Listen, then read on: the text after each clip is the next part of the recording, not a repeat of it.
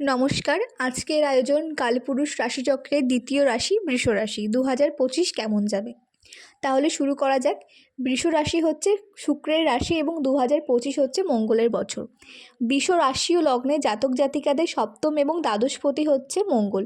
তো মঙ্গল যদি এদের চার্টে পজিটিভ থাকে তো ব্যবসার দিকে উন্নতি, বিবাহ ক্ষেত্রে অনেকে বিবাহ বন্ধনে আবদ্ধ হবেন, বিদেশ যাত্রার জন্য ভালো সময়। তবে মঙ্গল যতদিন কর্কটে নিচস্থ থাকছে, বিদেশ যাত্রা বা স্টেটের বাইরে যারা আপনারা প্লেস চেঞ্জ করছেন সেক্ষেত্রে কিন্তু অবশ্যই সাবধানে থাকতে হবে।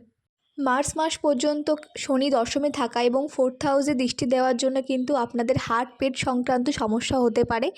এবং মার্চের পর যখন শনি একাদশ ভাবে যাবে, একাদশ ভাব হচ্ছে আমাদের আয়ের জায়গা।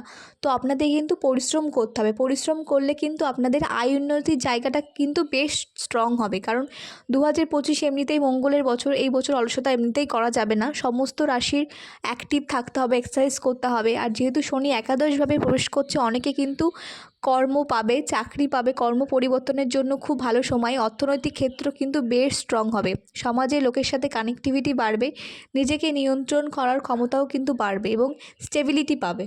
তবে বর্তমানে বৃহস্পতি লগ্নে বক্রী থাকায় কিন্তু আপনাদের নিজেকে নিয়ন্ত্রণ রাখতে হবে। হেলথের দিকে যথেষ্ট যত্নবান হতে হবে। ওষুধের পিছনে কিন্তু আপনাদের ব্যয় হবে এবং স্পিরিচুয়ালিটি বাড়বে। এবং ফেব্রুয়ারি মাসে বৃহস্পতি মার্গী হলে কিন্তু আপনাদের আধ্যাত্মিকতা বেশি করে আসবে এবং ভ্রমণ হতে পারে।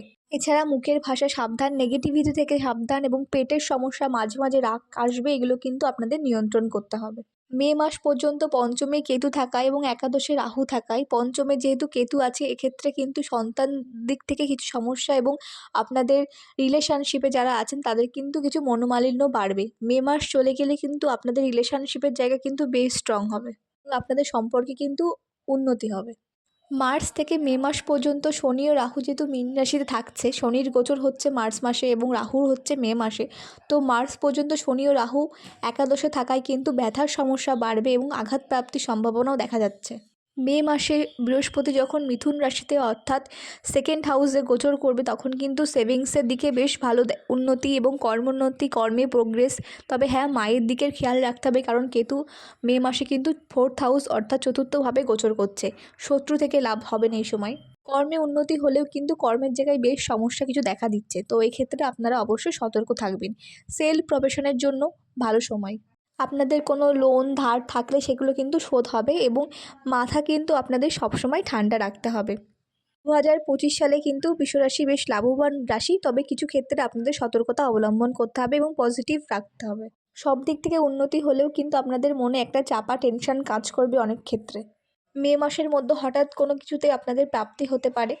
আপনারা যদি কোনো কিছুতে ইনভেস্ট করতে চান তো মার্চের পর আপনারা কোনো কিছুতে ইনভেস্ট করতে পারেন। মে মাসের পরে যেহেতু কেতু 4th হাউসে থাকছে, সেক্ষেত্রে কিন্তু পারিবারিক কিছু ঝামেলা আপনাদের জন্মকুণ্ডলিতে দেখা দিচ্ছে। সেক্ষেত্রে কিন্তু আপনারা সতর্ক থাকবেন এবং ঝামেলা এড়িয়ে চলবেন। যারা ছোট বা বড় পড়াশোনা করছেন, পড়াশোনার প্রতি কিন্তু আপনাদের বেশ নজর দিতে হবে। বেশ ভালো করে পড়াশোনা করতে হবে 2025-এ। 2025-এ কিন্তু বৃষরাশির বেশ দায়িত্ব বাড়বে, অনেক কিছু দায়িত্ব কিন্তু আপনাদের নিতে হতে পারে। তো সব মিলিয়ে বলা যায় 2025 আপনাদের একেবারে খারাপ যাবে না, ভালোই চলবে। তবে পজিটিভ থাকবেন, সাথে কিন্তু আপনাদের পরিশ্রম করতে হবে। ধন্যবাদ।